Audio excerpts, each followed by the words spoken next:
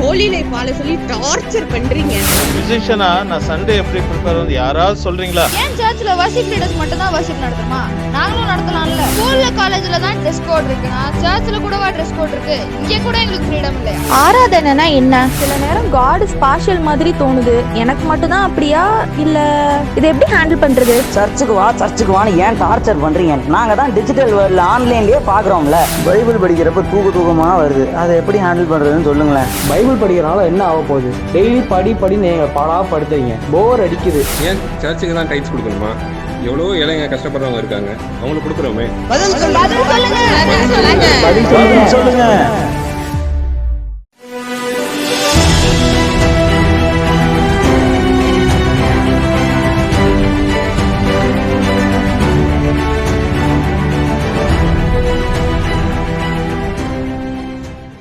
Hello friends, welcome to பதில் சொல்லுங்க. நான் உங்கள் தீபா. ஓகே, நம்ம போன வாரம் பேசின அந்த கோல்ஸ் அண்ட் அம்பிஷன்ஸ் அந்த இது வந்து உங்களுக்கு யூஸ்ஃபுல்லாக இருந்திருக்கும்னு நம்புகிறேன். ஸோ அதே போல் இன்றைக்கும் நான் வந்து சில இன்ட்ரெஸ்டிங்கான டாபிக் எடுத்துகிட்டு வந்திருக்கேன். அது என்னென்னு பார்க்கறதுக்கு முன்னாடி ஃபர்ஸ்ட் டைம் நீங்கள் எங்கள் பதில் சொல்லுங்க ப்ரோக்ராம் பார்க்குறவங்களா இருந்தீங்கன்னா இதுக்கு முன்னாடி நாங்கள் டிஃப்ரெண்ட் செட்ஸான கொஷின்ஸ் வந்து டிஸ்கஸ் பண்ணியிருப்போம். அதோட லிங்க் எங்கள் டிஸ்கிரிப்ஷன் பாக்ஸில் கொடுத்துருப்போம். பார்க்காதவங்க பாருங்கள், நிச்சயமாக உங்களுக்கு யூஸ்ஃபுல்லாக இருக்கும். சரி வாங்க, நம்ம அந்த இன்ட்ரெஸ்டிங்கான கொஷின்ஸ் எடுத்து நம்ம ஆன்ட்டி போய் வெல்கம் பண்ணிடலாம். Welcome to the show aunty. Thank you Deepa. Aunty, நான் இன்னைக்கும் வாய்ஸ் ஆஃப் த லார்ட் அப்படிங்கிற ஒரு டாபிக்ல கொஸ்டின்ஸ் எடுத்துருந்தேன். Okay, very good aunty. இப்போ தேவனுடைய சத்தத்தை வந்து நம்ம இந்த இயற்கையின் தளத்துல கேட்க முடியுமா ஆண்டி? தேவனுடைய சத்தத்தை இயற்கையின் தளத்தில் கேட்க முடியுமான்னு கேட்டால், பழைய ஏற்பாட்டு காலத்தில் நிறைய ஆண்டவருடைய சத்தத்தை வந்து இயற்கையின் தளத்தில் ஒரு மனிதன் பேசுவது போலவே தேவனுடைய மனிதர்கள் கேட்டிருக்கிறாங்க அப்படின்றத வந்து நம்ம பார்க்குறோம். We see it in the Bible.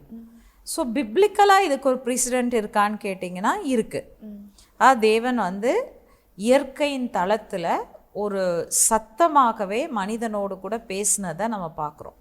புதிய ஏற்பாடு வரைக்கும் கூட நம்ம பார்க்குறோம். ஏன்னா புதிய ஏற்பாட்டில் வந்து இயேசு கிறிஸ்து ஞானஸ்நானம் பெற்று தண்ணீரை விட்டு வெளியேறினப்போ வானம் திறக்கப்பட்டு, இவர் என் நேசகுமாரன், இவரில் நான் பிரியமாக இருக்கிறேன் என்று சொல்லுகிற தேவனுடைய சத்தம் கேட்கப்பட்டது அப்படின்னு சொல்லி நம்ம பைபிளில் வாசிக்கிறோம் இல்லையா?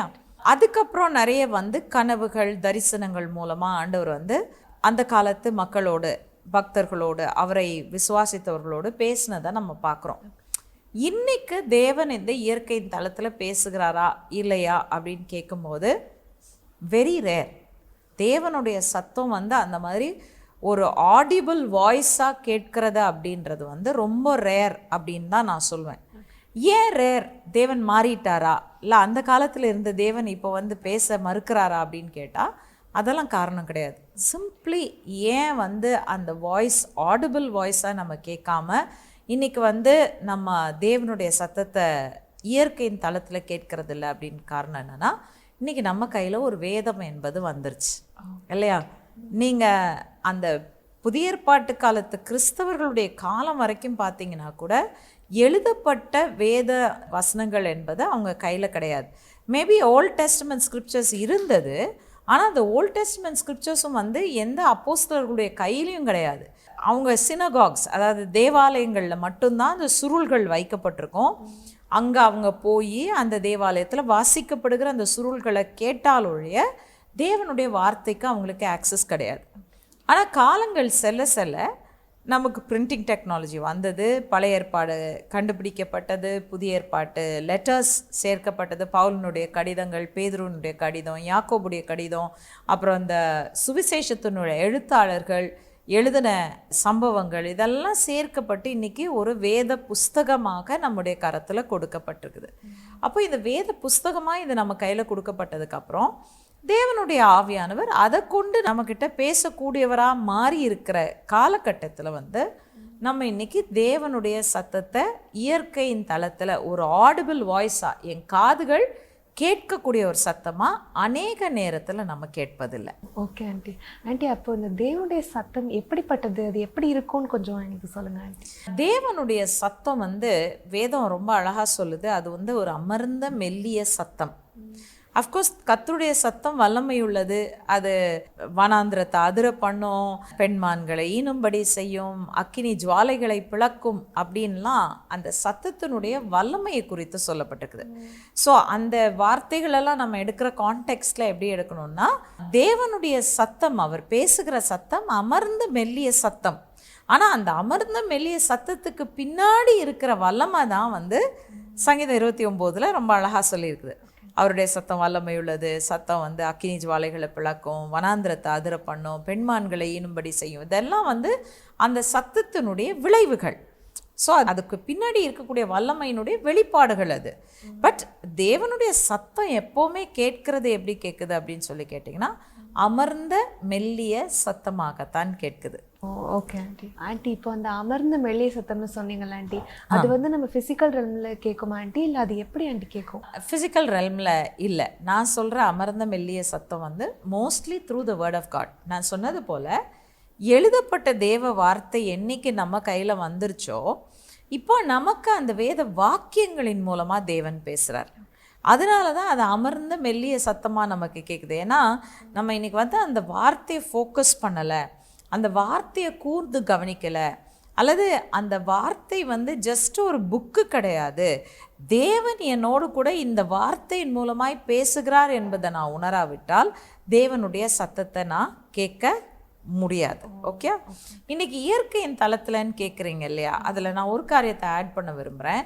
இன்னைக்கு இயற்கையின் தளத்தில் யாருக்கு தேவனுடைய சத்தம் கேட்கப்படுகிறது அப்படின்னு சொல்லி பார்த்தீங்கன்னா, அநேக நேரத்தில் தேவனை அறியாதவர்கள், வேதத்தை பெறாதவர்கள், தேவனுக்கு அந்நியராக இருக்கிறவங்க, இவங்களை வந்து to draw them to himself, அதாவது அவங்கள வந்து அவருடைய ராஜ்யத்துக்குள்ளே, அவரை அறிகிற அறிவுக்குள்ளே கொண்டு வருவதற்கு தேவன் அநேக நேரத்தில் பேசுகிறார். ஸோ இன்றைக்கி பார்த்தீங்கன்னா மோர் தென் கிறிஸ்டியன்ஸ், நான் கிறிஸ்டியன், கிறிஸ்துவை அறியாதவர்களுக்கு தான் இந்த சத்தம் ரொம்ப வெளிப்படையாக கேட்குது. ஏன்னா டு ட்ரா தெம், ஆண்டவர் வந்து அவங்கள எப்படியோ தன் பக்கமாக ஈர்க்கணும், அவங்களுக்கு வந்து அவங்கள ரீச் பண்ணுறதுக்கு வேறு வழியே இல்லைன்றப்போ கர்த்தர் என்ன செய்கிறாரு, அவங்களோடு கூட அந்த சத்தமாக பேசுகிறார். பட் ஒரு கிறிஸ்தவன் கர்த்தரை அறிந்த பின்பு, தேவனுடைய ஆவியினால் நிரப்பப்பட்ட பின்பு, அவருடைய வார்த்தைக்கு ஆக்சஸ் கிடைச்ச பின்பு, ஒரு கிறிஸ்தவனுக்கு வந்து தேவன் அந்த வார்த்தையின் மூலமாய் அமர்ந்த மெல்லிய சத்தமாய் பெரும்பாலான நேரங்களில் பேசுகிறார். அந்த சத்தத்தை கேட்கறதுக்கு நம்ம வேதத்தை அமர்ந்த மெல்லிய சத்தம்னு சொல்லிட்டோம் இல்லையா, அப்போ சாஃப்ட் வாய்ஸில் ஒருத்தர் பேசுகிறாங்க. இப்போ சப்போஸ் நான் வந்து இப்படி சத்தமாக பேசாமல் ரொம்ப சாஃப்டாக பேசுனேன்னா நீ என்ன பண்ணுவேன், உன் காதில் கையை வச்சு இப்படி கூர்ந்து கவனிப்பேன் இல்லையா, நான் என்ன சொல்கிறாங்க ஆன்ட்டி அப்படின்னு நான் கேட்கணுன்னு காதில் கையை வச்சு எப்படி கூர்ந்து கவனிப்பியோ, அதே போல தான் இன்றைக்கி நம்ம வேதத்தை வாசிக்கும் பொழுது அந்த வேதத்தின் வார்த்தைகளை கூர்ந்து கவனிக்கணும். கூர்ந்து கவனிக்கும் போது தான் தேவனுடைய சத்தத்தை அதிலிருந்து நம்மளால் கேட்க முடியும். இல்லைனா it's very difficult to hear God's voice. Okay aunty. Aunty, அப்போது இந்த காட்ஸ் வாய்ஸ் வந்து கேட்குறதுக்கு ஏதாவது ஸ்டெப்ஸ் அண்ட் ப்ரொசீஜர்ஸ் இருக்கா ஆண்டி? ஸ்டெப்ஸ் அண்ட் ப்ரொசீஜர்ஸ் அப்படின்னு கேட்டிங்கன்னா, ஃபர்ஸ்ட் திங் வந்து நம்ம வந்து உலகத்துக்கும் மாம்சத்துக்கும் நம்ம ரொம்ப கேர்ஃபுல்லாக விலகி ஓடணும். ஏன்னா தேவனுடைய சத்தத்துக்கு ரொம்ப பெரிய டிஸ்டர்பன்ஸாக வரக்கூடிய சத்தங்கள் வந்து உலகத்தின் சத்தமும் மாம்சத்தினுடைய சத்தமும். வஞ்சிக்க வர்ற சத்தம் வந்து பிசாசினுடைய சத்தம். பட் நம்மளை டிஸ்டர்ப் பண்ணி இந்த சத்தத்தை நம்ம கேட்க விடாதபடிக்கு நம்மளை வந்து தடை பண்ணுறதுக்கு வந்து உலகமும் மாம்சமும் குறுக்க ரொம்ப ஈஸியாக வரும். இப்போ மாம்சம் அப்படின்றது வந்து எப்படின்னாக்கா, இப்போ நான் காலையில் எடுத்து வேதத்தை எடுத்துகிட்டு நான் உட்கார்றேன் வாசிக்கிறதுக்கு. வாசிக்க ஆரம்பிக்கும் போது திடீர்னு என் மைண்டு வந்து எங்கேயாச்சும் டைவர்ட் ஆகி போகும். இன்றைக்கி அதுவும் டைவர்ஷன்ஸ் நமக்கு ரொம்ப ஈஸியாக வந்துடுது. நம்ம அழகாக பைபிளை வந்து இன்றைக்கி எனக்கெல்லாம் ஒரு பெரிய பிரச்சனை, எனக்கு வந்து பிரிண்டட் பைபிளை தான் வாசிக்க விருப்பப்படுவேன். ஆனால் அன்ஃபார்ச்சுனேட்லி எனக்கு ஐசைட் இப்போ வந்து ரொம்ப கம்ப்யூட்டர் ஒர்க் பண்ணி பண்ணி பண்ணி பண்ணி நம்ம ஐசைட் வந்து ரொம்ப பேடாக போயிடுச்சு. இன்றைக்கி எல்லாமே கம்ப்யூட்டர்ஸில் தான் இருக்குது. அப்போ அதை பார்த்து பார்த்து பார்த்து எனக்கு ரொம்ப அந்த கண்ணாடி போட்டு தான் நான் வந்து வாசிக்கிறேன். அண்ட் வேதத்தின் எழுத்துக்கள் வாசிக்க முடியுது, இருந்தாலும் கொஞ்சம் ஸ்ட்ரெயின்டாக இருக்குது. அதே நம்ம வந்து ஒரு ஐபேடில் எடுத்து வாசித்தோம்னா வசனங்கள் வந்து அந்த வார்த்தைகள் வந்து பெருசாக இருக்கா. ஸோ அங்கே வாசிக்கலான்னு எடுத்து திறந்து வச்சுருக்கும் போது மேலே டங்குன்னு ஒரு நோட்டிஃபிகேஷன் வந்திருக்கும், இமெயில் இன்னார் இடத்துலேருந்து வந்திருக்கு அப்படின்னோடனே ஐயோ இது நம்ம ரொம்ப முக்கியமான மெயில் ஆச்சே, இப்போ எங்கள் டிபிஎம் ஹெட் ஆஃபீஸ்லேருந்து வந்திருக்கோம். உடனே நான் யோசிப்பேன், ஐயோ இது எதை பற்றி சொல்கிறாங்கன்னு தெரியலையே, அடுத்து நம்ம போக வேண்டிய மீட்டிங்கா அல்லது அடுத்து நம்மகிட்ட ஏதாச்சும் ஒரு ரிப்போர்ட் கேட்குறாங்களா அப்படின்னு உடனே நம்ம கவனம் வந்து சிதறிடுது. ஸோ ஃபர்ஸ்ட் திங் வந்து பார்த்தோன்னா இந்த மாம்சம் வந்து ஆட்டோமேட்டிக்காக நமக்கு என்ன செஞ்சது, இப்போ அது போயிடுச்சு. இப்போ நான் ஐ ஹவ் லேர்ன்ட் இதை வந்து நம்ம வந்து ஒரு சின்ன ஃப்ராக்ஷன் ஆஃப் அ செகண்ட் கவனம் கொடுத்தாலும் நம்ம வார்த்தையிலேருந்து நம்ம கவனம் போயிடும்னு சொல்லிட்டு நான் என்ன பண்ணிடுவேன், தள்ளி விட்ருவேன், அதை உடனே தள்ளி விட்ருவேன். ஆனாலும் மாம்சம் திடீர்னு வந்து குறுக்கிட்டு ஒரு வேளை நேற்று எழுதுனனே அதுக்குரிய பதில் வந்திருக்குமோ அப்படின்னு அந்த மாம்சத்தினுடைய சத்தம் வந்து என்ன பண்ணிடுது, நம்மளை குறுக்கிட்டு நம்மளை டிஸ்டர்ப் பண்ணுது. அதே போல் உலகம் என்று சொல்லும் பொழுது இப்போ வசனத்தை வாசிக்கிறேன் நான், ஆனால் வசனத்தை வாசிக்கும் பொழுது நான் தேவன் என்ன சொல்ல வர்றாரு அப்படின்றத கேட்குறத விட உலகம் என் மேலே நிறைய ப்ரெஷர்ஸ் போடுது இல்லையா. இப்போ என் வாழ்க்கைக்கு அடுத்த ப்ரெஷர்ஸ், என்னுடைய வெற்றிக்கு அடுத்த ப்ரெஷர்ஸ், இப்போ அதுக்கானதை மட்டும்தான் நான் வந்து அந்த வார்த்தையிலேருந்து பார்க்கணும்னு நான் விரும்புகிறேனே தவிர தேவன் என்கிட்ட என்ன சொல்ல வராரு அப்படின்றத கேட்குறதுக்கு நான் ஆயத்தமாக இல்லை. அண்டர்ஸ்டுட்? ஸோ அங்கே வந்து பார்த்தோன்னா இந்த உலகம் குறுக்கிடுது. உலகம்னு சொல்லும்போது உலகத்தினுடைய அளவுகோல்கள், உலகத்தினுடைய ஆசாபாசங்கள், உலகத்தினுடைய சில காரியங்கள், அது முக்கியத்துவப்படுத்துகிற காரியங்களை வந்து என் மேலே திணிக்கிறதுனால நான் வார்த்தையை எடுத்துகிட்டு உட்காரும்போது ஆண்டவருடைய சத்தத்தை கேட்கறத விட நான் என்ன செஞ்சிடறேன், ஆண்டவருடைய வார்த்தையிலிருந்து உலகத்தின் அளவுகோல்களை எடுத்து ஆண்டவர் இதை எனக்கு செய்ய மாட்டாரா அப்படின்னு நான் அறிந்து கொள்றதுக்கு தான் வாஞ்சிக்கிறேனே தவிர நான் தேவனுடைய சத்தத்துக்கு முழுசாக நான் இடம் கொடுக்கறதில்ல. ஸோ தேவனுடைய சத்தம் கேட்கறதுக்கான வழிமுறை ஃபஸ்ட்டு ஸ்டெப்பே வந்து இந்த உலகத்தையும் மாம்சத்தையும் நம்ம என்ன செய்யணும், சிலுவையில் அரைஞ்சு போட்டுறணும். அதை ஏற்கனவே நான் சொல்லியிருக்கேன், மாம்சத்தின் கிரியைகளுக்கு அப்படின்னு சொல்லும்போது இதை வந்து நம்ம சிலுவையில் அரைந்து போட்டால்தான், அது எழும்பும் போதெல்லாம் நீ ஓடிரு, நீ என்னுடைய அளவுகோலே கிடையாது, எனக்கு my standards are God standards, தேவன் எனக்காக என்ன வச்சிருக்கிறாரோ அதுதான் என்னுடைய அளவுகோல். நான் உலகத்தின் அளவுகோல் படி பார்க்குறதில்ல, உலகத்தின் அளவுகோல் எனக்கு முக்கியம் இல்லைன்னு சொல்லிட்டு இதை என்ன பண்ணிடணும், நம்ம தள்ளி போட்டுருணும். அதே போல் மாம்சத்தினுடைய சிந்தைகள் நம்மளை டிஸ்டர்ப் பண்ணும்போது இல்லை, நான் வேதத்துக்கு முக்கியத்துவம் கொடுப்பேன். பல நேரத்தில் பார்த்தேன்னா நான் ஒரு பகுதியை கிட்டத்தட்ட 6-7 தடவை கூட வாசித்திருக்கேன். ஏன்னா அந்த ஒரு மேபி ஒரு 5-6 verses வாசிக்கிறதுக்குள்ளே மைண்டு டைவர்ட் ஆயிரும். வாசிக்கிறதுக்குள்ளே ஒரு டென்ஷன், முந்தின நாள் இருந்த டென்ஷன், முந்தின நாள் இருந்த ஒரு பிரச்சனை, ஏதோ ஒன்று வந்து குறுக்கிட்டு வந்து என்னை வந்து அங்கே டிஸ்டர்ப் பண்ணா நான் என்ன பண்ணுவேன்னா திரும்ப திரும்ப திரும்ப நான் என்ன வாசிக்கிறேனோ அது என் சிந்தையில் ஏறுற வரைக்கும் அகெயின் அண்ட் அகெயின் நான் வாசிப்பேன். அப்போ நான் என்ன பண்ணுறேன், மாம்சத்தை இதன் மூலமாக நான் வந்து அடக்கிறேன். நான் சொல்கிறேன், உனக்கு அதிகாரம் கிடையாது, you don't have the rights அப்படின்னு சொல்லி நான் இது பண்ணேன். சிலருக்கு வந்து இந்த ப்ராக்டிஸ் ஈஸியாக இருக்காது, ரொம்ப கஷ்டமாக இருக்கும், கடினமாக இருக்கும். அப்படிப்பட்டவங்க என்ன பண்ணணும்னா அட்லீஸ்ட் வீக்லி ஒன்ஸ் ஒரு ஃபாஸ்டிங்கோட நல்ல உபவாசம் எடுத்து அந்த மாம்சத்தையும் அதன் கிரியைகளையும் அடக்கி ஆள்றதுக்கு வழியை பார்த்து வேதத்தை வாசிக்க ஆரம்பிச்சிங்கன்னா உண்மையிலே தேவனுடைய சத்தம் தெளிவாக கேட்க ஆரம்பிக்கும். ஓகே ஆண்டி, இப்போ நீங்கள் சொல்லும் போது வந்து அந்த பிசாசனுடைய சத்தம் மனுஷனுடைய சத்தம் அப்படின்னு சொல்லிட்டு சொன்னீங்கல்ல, ஆமாம், அதை கொஞ்சம் எங்களுக்கு எக்ஸ்பிளைன் பண்ணுங்க ஆண்டி. ஏன்னா அது வந்து தேவனுடைய சத்தத்தை கேட்கறத விட்டு நம்மளை வந்து தடுக்குமா ஆண்டி அப்படின்னு சொல்லுங்க. Good question Deepa. இப்போ இந்த பிசாசனுடைய சத்தமும் மனுஷனுடைய சத்தமும் நம்மளை ஆக்சுவலாக சொல்லப்போனால் டிஸ்டர்ப் பண்ணாது, ஸ்டாப் பண்ணாது, கேட்குறதுலேருந்து கேட்க விட்டுரும். ஆனால் கேட்க விட்டுட்டு நம்மளை வந்து அடுத்து வந்து அதிலிருந்து வஞ்சித்து நம்மளை வெளியில் கொண்டு போகிறதுக்கு தான் இந்த சத்தங்கள் ரெண்டும் யூஸ் ஆகும். உண்மையிலே சொல்லப்போனால் பிசாசு தான் இந்த எல்லா சத்தங்களையுமே யூஸ் பண்ணுறது. இப்போது உலகத்தின் சத்தம் மாம்சத்தின் சத்தத்தை யூஸ் பண்ணி அவன் டிஸ்டர்ப் பண்ணுறான். அதையும் மீறி நான் வந்து மேற்கொண்டுட்டு வந்துட்டேன், நான் தேவனுடைய வார்த்தையை கேட்டுட்டேன், ஆண்டவருடைய சத்தத்தை நான் கேட்டுட்டேன் அவருடைய வார்த்தை மூலமானா அடுத்தது என்ன பண்ணுவான்னா மனுஷனை வச்சு என்னை வந்து அந்த வார்த்தையை வந்து டிஸ்டார்ட் பண்ணுறதுக்கு முயற்சிப்பான். இன்றைக்கி வந்து இந்த சேட் ஸ்டோரி என்னன்னு சொல்லி கேட்டேன்னா, இன்றைக்கி நமக்கு வந்து வேதத்தை குறித்த அறிவு பெருகி போயிடுச்சு, போதாதைக்கு பிரசங்கங்களும் பெருகி போயிடுச்சு. இன்றைக்கி வந்து யூடியூப் எடுத்திங்கன்னா ஒரே வசனத்துக்கு பலவிதமான அர்த்தங்கள் கொடுக்கப்படுறத நம்ம பார்க்குறோம். அப்போ சில நேரத்தில் நம்ம என்ன வாஞ்சிக்கிறோம், சரி இந்த ஒரு வார்த்தை என்ன ஆண்டவர் சொல்ல வராரு, இதை நான் வந்து ஸ்டடி பண்ணணும், ரிசர்ச் பண்ணணும்னு நினச்சிட்டு ஒரு 10 பிரசங்கம் கேட்டோம்னா நம்மளே குழம்பி போயிடுவோம். ஃபைனலி அந்த என்ன வார்த்தை என்ன ஆண்டவர் பேச வந்தாருன்னே நமக்கு தெரியாது, கன்ஃபியூஸ் ஆயிடுவோம். இன்ஃபேக்ட் இது வந்து ஒரு பெரிய பிரச்சனை இன்னைக்கு. ஏன்னா இன்னைக்கு சிலர் என்ன பண்ணுறாங்கன்னா, ஆண்டவருடைய சத்தம் அவங்களுக்கு கேட்குது, அந்த சத்தத்தை கேட்டுட்டு அதுக்குரிய விளக்கத்தை ஒருத்தர் மூலமாக பெறணும்னு அவங்க நினச்சி ஒருத்தர்கிட்ட போய் கேட்குறாங்க, அல்லது ஒருத்தர் அந்த டவுட்டை கேட்குறாங்க, கிளாரிஃபை பண்ணுறாங்க, அவங்க ஒரு வார்த்தை சொல்கிறாங்க. சொன்ன உடனே இவங்களுக்கு வந்து அப்பவும் திருப்தி அடைகிறதில்ல. மேபி அந்த அவங்க சொல்கிற எக்ஸ்ப்ளனேஷன் இவங்களுக்கு பிடிக்காத ஒரு காரியமாக இருக்கலாம்.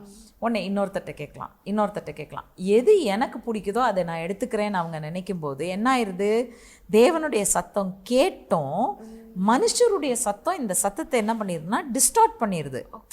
இதை வந்து தவறான திசையில் கொண்டு போயிடுது. நான் என்ன சொல்கிறேன், ஒன்று நீங்கள் தேவனுடைய சத்தத்தை கேட்குறீங்களா, ஆண்டவரே இதுக்கான விளக்கத்தை எனக்கு தெளிவாக கொடுங்க, நான் வந்து உங்கள் சத்தத்தை வந்து ரொம்ப தெளிவாக கேட்கணும், நீங்கள் என்ன சொல்ல வரீங்களோ அதை கேட்டு அதன்படி நான் செய்யணும் அப்படின்னு வாஞ்சிக்கிறேன் அப்படின்னு ஒப்பு கொடுத்துட்டு, ஆண்டவரே இதுக்குரிய விளக்கத்தை எனக்கு தெளிவாக கொடுங்க அப்படின்னா கர்த்தர் ஒருத்தர் மூலமாக நிச்சயமாக உங்களுக்கு தெளிவான ஒரு விளக்கத்தை கொடுப்பார். அதற்கு பின்பு பலரை தேடி ஓடாதீங்க. ஏன்னா நீங்கள் மனுஷருக்கு நீங்கள் இடம் கொடுக்க நிச்சயமாக அநேக நேரத்தில் உங்களுக்கு குழப்பங்களை கொண்டு வர்றதுக்குரிய ஒரு சூழ்நிலை ஏற்படும். அப்படியே ஒருத்தர் மூலமாக ஒரு விளக்கம் கிடச்சிருக்கு, இன்னொருத்தர் வந்து இல்லை இது தவறுன்னு சொன்னாங்கன்னா அவங்க வந்து they have to give you the biblical reasons. ஒருத்தர் ஏற்கனவே உங்களுக்கு சொன்ன விளக்கம் தவறுங்க, தேவன் உங்களோட பேசின காரியம் இது வந்து தவறாக விளங்கிட்டு இருக்கீங்க, இதுதான் தேவன் சொல்ல வர்ற அர்த்தம்னு இன்னொருத்தர் எனக்கு வந்து அதை விளக்கி சொல்கிறாங்க அப்படின்னா அதுக்குரிய பிப்ளிக்கல் ரீசன்ஸாக அவங்களுக்கு எனக்கு சொல்லணும். ரைட்டா? முன்னாடி எனக்கு சொன்ன நபர், விளக்கம் சொன்னவர் வேதத்துக்கு புறம்பே அல்லது வேதத்துக்கு விரோதமாய் சொல்லியிருக்கிறாருன்றதை வந்து இவங்க ப்ரூவ் பண்ணாலொழிய நான் திரும்ப அதை மாற்றி ஏற்றுக்கொள்ள கூடாது. விளங்குதா? ஸோ மனுஷனுடைய சத்தம் டிஸ்டார்ட் பண்ணும், ஆண்டவர் பேசின சத்தத்தை டிஸ்டார்ட் பண்ணி விட்டுரும். பிசாசு வஞ்சிப்பான்.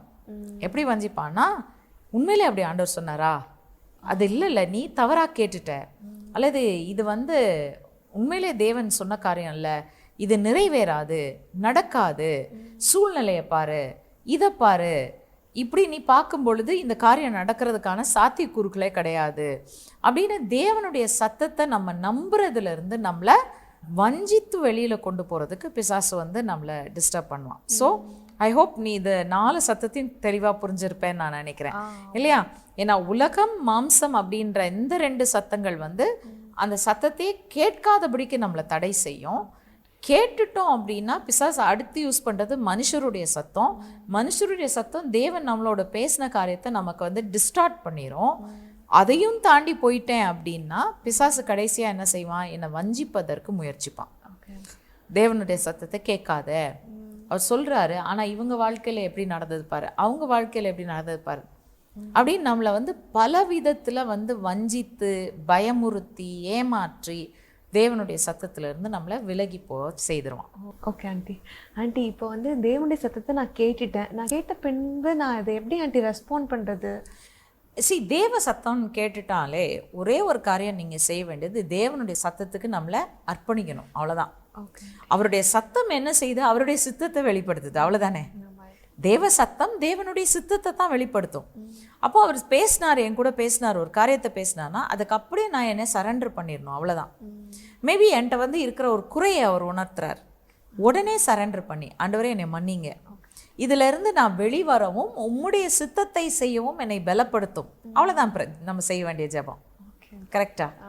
அதே போல் மேபி நான் நடக்க வேண்டிய ஒரு வழி ஆண்டவர் எனக்கு காட்டினார்னா அவர் சொல்கிறத அப்படியே செஞ்சுருவோம். இல்லை எதிர்காலத்துக்குரிய ஒரு காரியத்தை ஆண்டவர் என்னோடு கூட பேசுகிறார் அப்படின்னா, ஆண்டவரே நீங்கள் பேசியிருக்கீங்க, நான் இதுக்கு முழுமையாக என்னை அர்ப்பணிக்கிறேன், ஒப்பு கொடுக்குறேன், ஏற்றுக்கொள்கிறேன், ஆனால் நீங்களே நடத்துங்க அப்படின்னு சொல்லி அவருடைய கையில் விட்டுறணுமே தவிர அதை நிறைவேற்றுவதற்கு நம்மளா தேடி ஓடக்கூடாது. இன்றைக்கி நிறைய பேர் பண்ணுற மிஸ்டேக் இதுதான். தேவ சத்தத்தை அழகாக கேட்டுடுறாங்க, ஆனால் கேட்ட பின்பு தங்களுடைய மாம்சத்தில் அந்த சத்தம் சொன்ன காரியங்களை நிறைவேற்றுவதற்கு முற்படுறது தான் இன்றைக்கி வந்து நிறைய பேருடைய வாழ்க்கையில் அந்த ஒரு பெரிய தடையை கொண்டாந்துருது. ஏன்னா தேவன் சொன்னாரானால் அவர் வாய் அதை சொல்லிட்டு அவருடைய கரம் அதை செய்யும். இதுதான் வேதத்தினுடைய கோட்பாடு. If his mouth speaks something, his hand will do it. அவர் தம் வாயினாலே பேசி கரத்தினாலே நிறைவேற்றுகிற தேவன். அப்படித்தானே சாலமன் சொல்றாரு, என் தகப்பனாகிய தாவீதுக்கு தம் வார்த்தையினால சொன்னதை தன் கரங்களினால இன்றைக்கு நிறைவேற்றினார்னு சொல்லி அவர் சொல்றார். இத்தனைக்கும் அந்த ஆலயத்தை கட்டினது சாலமோன் இல்லையா, அவர் பல வேலைக்காரர்களை வைத்து கட்டினார். ஆனா அவர் தெளிவா சொல்றாரு, என் தகப்பனாகிய தாவீதோடு கூட கர்த்தர் பேசின வார்த்தையை என் மூலமா நிறைவேற்றியிருக்கலாம், ஆனா தேவனுடைய கரங்கள் தான் அதை நிறைவேற்றி இருக்கிறது. ஸோ நம்ம ஒரு காரியத்தை தேவனிடத்தில் பெற்றுக்கொண்டோம் கேட்டோம் அப்படின்னா அதுக்கு நம்மை முழுமையாய் அர்ப்பணிப்பது தான் நம்ம செய்ய வேண்டிய முதலாவது செயல். அதுக்கப்புறம் நாம அந்த காரியம் நிறைவேறதுக்கு எந்த காரியமும் செய்யாம தேவன் சொல்லி இருக்கிறாரு நிறைவேற்றுவார், நான் பொறுமையா காத்திருக்கிறேன், அதுதான் நம்ம செய்ய வேண்டிய காரியம். Okay aunty. ஆண்டி இப்போ அது அர்ப்பணிச்சு விட்டதுக்கப்புறம் நம்ம வாழ்க்கையில் என்ன விளைவுகள் ஆண்டி ஏற்படும்? என்ன விளைவுகள் ஏற்படும்னா தேவனுடைய சித்தம் நிறைவேறும். அதான் அந்த சித்தம் நிறைவேறிட்டா நமக்கு தெரியும் இல்லையா, பைபிளே சொல்லியிருக்கு, என்னை நோக்கி பிதாவே பிதாவேன்னு சொல்கிறவன்லாம் பரலோக ராஜ்யத்தில் பிரவேசிக்க மாட்டான், என் சித்தத்தின்படி செய்கிறவன் தான் ராஜ்யத்துக்குள்ளே பிரவேசிப்பான்னு ஆண்டவர் ரொம்ப அழகாக சொல்லியிருக்கார். அப்போ அந்த சித்தத்தை செய்து நிறைவேற்றுவது ராஜ்யத்துக்குள்ளே, தேவனுடைய ராஜ்யத்துக்குள்ளே, பரலோக ராஜ்யத்துக்குள்ளே பிரவேசிக்கிறதுக்கே அதுதான் கீ அப்படின்னு சொல்லி நம்ம பார்க்குறோம். Obedience is the key. அப்போ நம்ம விட்டு கொடுத்து கீழ்ப்படிஞ்சோன்னா நிச்சயமாக ராஜ்யத்துக்குள்ளே நம்மளை கொண்டு செல்வது மட்டுமல்ல, கீழ்ப்படிதலால் தான் தேவனுடைய சகல ஆசீர்வாதங்களும் நமக்கு கிடைக்குது. நான் ரட்சிக்கப்பட்டுட்டேன், ஆண்டவருக்கு கீழ்ப்படிய மாட்டேன், என்னை ஆசீர்வதிக்கணும்னு சொன்னால் ஆசீர்வதிப்பாரா? பண்ண மாட்டார். அவருடைய சத்தத்தை கேட்டு அதற்கு கீழ்ப்படிவது தான் எல்லா ஆசீர்வாதத்துக்கும் பழைய ஏற்பாட்டிலும் சரி புதிய ஏற்பாட்டிலும் சரி தற்காலத்திலும் சரி காரணமாக இருக்குது. Okay aunty, super aunty. இவ்வளோ நேரம் எங்களுக்கு தேவனோட சத்தத்தை எப்படி கேட்கணும், அதோட டிஸ்ட்ராக்ஷன்ஸ் என்னென்ன, அதை எப்படி மேற்கொள்ளணும்னு ரொம்ப அழகாக சொல்லி கொடுத்தீங்க ஆண்டி. எங்களுக்கு ரொம்ப யூஸ்ஃபுல்லாக இருக்கும் ஆண்டி. Price God. நல்லா ஆண்டவருடைய சத்தத்தை கேட்குற ஒரு சந்ததியாக நீங்கள் இருந்தீங்கன்னா நிச்சயமாக ஆண்டவர் பெரிய பெரிய வெற்றிகளை நீங்கள் பெற்றுக்கொள்ளும்படியாக செய்வார். Okay aunty, thank you aunty. என்ன ஃப்ரெண்ட்ஸ், இவ்வளோ நேரம் ஆண்டி நமக்கு தேவனுடைய சத்தத்தை கேட்பது எப்படி அப்படின்னு சொல்லி கொடுத்தாங்க இல்லையா? எஸ், நம்ம வார்த்தையின் அடிப்படையில் தேவன் நம்ம கூட பேசுகிறாரு. ஸோ அவரோட சத்தத்தை கேட்போம், அந்த வருகிற டிஸ்ட்ராக்ஷன்ஸ் எல்லாம் உதறி விட்டுட்டு அவரோட வார்த்தையை கேட்டு அவரோட சித்தத்தை நம்ம வாழ்க்கையில் செயல்படுத்துவோம். ஓகே, இந்த ப்ரோக்ராம் உங்களுக்கு யூஸ்ஃபுல்லாக இருந்துச்சு நீங்கள் நினச்சிங்கன்னா அதை லைக் பண்ணுங்கள், ஷேர் பண்ணுங்கள், சப்ஸ்கிரைப் பண்ணுங்கள், ஏசப்போ மற்றவங்களுக்கும் இன்ட்ரெஸ்ட் பண்ணுங்கள். இதே மாதிரி இன்னொரு ப்ரோக்ராமில் நான் உங்களை சந்திக்கிறேன். அதுவரை உங்களிடமிருந்து விடைபெறுவது உங்கள் தீபா, சைனிங் ஆஃப்.